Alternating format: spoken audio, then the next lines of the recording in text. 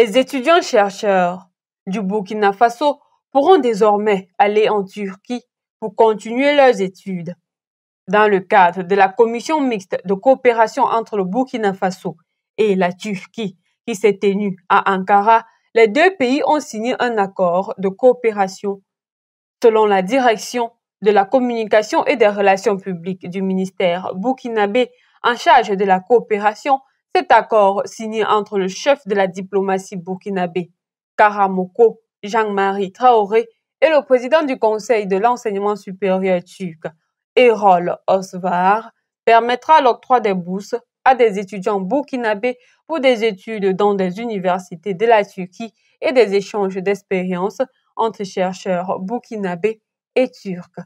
Selon le président du Conseil de l'enseignement supérieur turc, Erol Osvar, cet accord, au-delà de renforcer la coopération entre les universités burkinabées et turques, servira de tremplin pour faire des étudiants et chercheurs des deux pays des ambassadeurs culturels. Osvar a par ailleurs indiqué qu'il souhaite effectuer une visite au Burkina Faso dans les meilleurs délais pour échanger avec le ministre burkinabé en charge de l'enseignement supérieur en vue de lancer véritablement la mise en œuvre de ce nouvel accord. En rappel, les travaux de la troisième commission mixte de coopération entre le Burkina Faso et la Turquie ont débuté dans la matinée du lundi 15 janvier 2024 dans la capitale de la Turquie et s'est refermé le 16 janvier. Durant ces 2 jours, les experts des deux pays ont travaillé pour dégager des perspectives de coopération qui peuvent aller du développement des échanges commerciaux à la culture, en passant par l'éducation et les mines. À quand la fin de l'ingérence étrangère dans les affaires de l'Afrique? Une question qui revient en boucle chaque fois que certains dirigeants africains font face à des défis sur le continent. Pour le cas échéant, les États-Unis prétendent apporter des solutions ou encore contribuer au retour à la paix entre le Rwanda et la RDC. Concernant la situation sécuritaire avec le M23 qui oppose les deux chefs d'État, le secrétaire d'État américain Anthony Blinken a d'ailleurs déclaré que les États-Unis étaient déterminés à soutenir les efforts visant à résoudre pacifiquement des différends entre le Rwanda et la RDC et à éviter un conflit dans l'est de la RDC. Une annonce faite à l'issue d'une rencontre mardi dernier entre le président rwandais Paul Kagame en marge du Forum économique mondial de Davos qui se déroule du 15 au 19 janvier 2024. Il faut noter que depuis le 5 juin 2022, le président congolais Félix Antoine Tshisekedi accuse le Rwanda de soutenir le mouvement du M23 en opération à l'est de la République démocratique du Congo suite à la guerre Kivu, plus précisément le 6 mai 2012. Outre le gouvernement congolais, les Nations unies et les groupes de défense des droits de l'homme avaient aussi pointé du doigt accusateur sur le mouvement du 23 mars, dénonçant des actes d'atrocité, notamment des viols et de massacres, affirmant même que le groupe terroriste reçoit le soutien du Rwanda. Des accusations que le Rwanda nie formellement. Dans leur quête de solution pour mettre fin à ce conflit, les forces de sécurité congolaises avaient réussi à aboutir à un accord en décembre dernier avec les rebelles pour un cessez-le-feu de 112 heures pour apaiser des tensions dans l'est du pays, près de la frontière avec le Rwanda. Mais la Maison-Blanche, avec sa démangeaison du je m'invite, avec des actes d'ingérence, affirmait que l'accord prévoyait le retrait des forces occupantes de la localité de Mouchaki, saisie en décembre par le M23 et principale route d'approvisionnement dans l'est de la RDC. Pour l'heure, des interrogations se multiplient quant au degré d'implication des USA dans cette situation de crise avec un tel niveau d'imprégnation.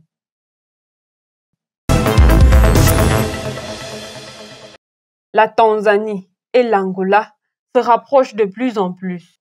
Les deux pays ont signé le 16 janvier 3 protocoles d'accord pour renforcer la coopération dans les domaines pétroliers et gaziers, ainsi que dans le domaine de la santé et dans celui de l'exemption de visa pour les passeports diplomatiques.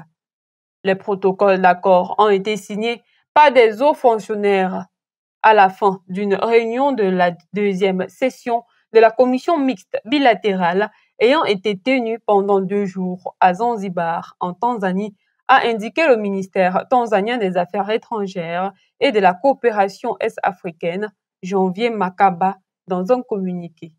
Ce dernier a insisté sur l'importance de ces accords, déclarant que ces mémorandums d'entente représentent un avancement important dans les relations Tanzanie-Angola et ouvrent de nouvelles voies de coopération dans des secteurs cruciaux qui sont vitaux pour les 2 pays. Pour sa part, le ministre Antonio, affirmant l'engagement d'Angola à ces accords, a mis en évidence leur importance dans le renforcement des relations bilatérales. Il a déclaré que Tanzanie et Angola sont amis depuis de nombreux jours grâce à ces nouveaux accords qui viennent solidifier les liens économiques et diplomatiques au sein de la Commission sud-africaine de développement SADC, ce qui entraîne une plus grande intégration et coopération régionale. La réunion entre les 2 pays a également plongé dans des aspects plus larges de la relation bilatérale, y compris des discussions sur les relations politiques, la défense, l'éducation et l'économie bleue. Les dirigeants ont également accepté de travailler sur diverses questions, en particulier des vols directs de Dar es Salaam à Luanda, ainsi que la tenue d'une conférence de commerce et d'investissement et de permettre au secteur privé de travailler ensemble et de coopérer davantage. Tous pour un pour tous. La Fédération de Russie ne cesse de démontrer son soutien au peuple palestinien en multipliant ses actes de générosité envers ses victimes d'Israël. Le ministère russe des Affaires d'urgence a livré un nouveau lot d'aide humanitaire à la bande de Gaza. Un avion chargé de denrées alimentaires, de médicaments, de produits de première nécessité et bien d'autres a opéré la livraison le mercredi 17 janvier 2024. Une fois de plus encore, la Russie vole au chevet des gazouilles pour surmonter cette mauvaise phase de leur vie. L'on se rappelle d'ailleurs qu'en novembre 2023, le ministère russe des situations d'urgence avait livré au total 190 tonnes d'aide humanitaire aux civils de Gaza, puis 27 tonnes supplémentaires. Depuis le début de ce conflit, le 7 octobre 2023, la Russie s'est toujours montrée très flexible quant à la situation de la bande de Gaza, tout comme de nombreux autres pays d'ailleurs, notamment l'Égypte, l'Iran, la Chine, l'Algérie et l'Afrique du Sud, pour ne citer que ceux-là. Toutefois, l'Afrique du Sud en a poussé le bouchon plus loin en portant plainte à Israël devant la Cour internationale de justice pour des actes génocidaires qui s'inscrit selon Pretoria dans le cadre de décennies d'oppression des Palestiniens.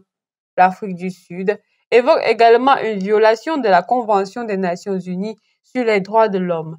La détermination du président sud-africain Cyril Ramaphosa émane donc de la déclaration de son prédécesseur, le héros panafricaniste Nelson Mandela, affirmant « Tant que la Palestine ne sera pas libérée, la libération de l'Afrique du Sud ne sera pas totale. » Pour le premier président sud-africain, les Palestiniens ne luttent pas pour un État, mais pour la liberté, la libération et l'égalité, exactement comme nous l'avons lutté pour la liberté en Afrique du Sud.